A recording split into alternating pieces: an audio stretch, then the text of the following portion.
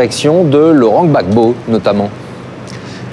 Oh, le message de la France, il est très clair, Laurent Gbagbo doit partir immédiatement. Je vous cite un extrait du communiqué qui a été publié à l'issue effectivement de cette réunion qui s'est tenue à l'Elysée autour du chef de l'État avec notamment Alain Juppé, François Fillon et Gérard Longuet.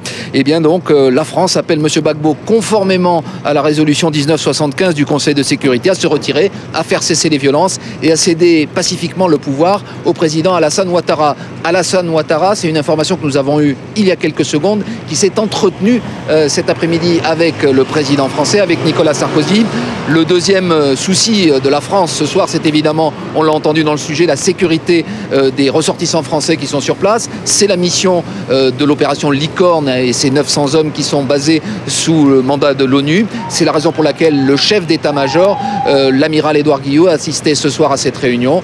Voilà ce qu'on peut dire. Ce qui est vrai aussi, c'est que la France, qu'on avait entendu plus discrètement sur le dossier ivoirien ces dernières semaine, peut-être à cause du fait qu'elle était accaparée par la Libye, eh bien, est revenue ce soir en première ligne. L'actualité au Japon, et nous sommes désormais 3 semaines après le début de la catastrophe. Avec tout d'abord aujourd'hui ces images filmées il y a quelques jours par un bras posé sur une grue et qui nous font découvrir l'ampleur des dégâts sur le site de Fukushima.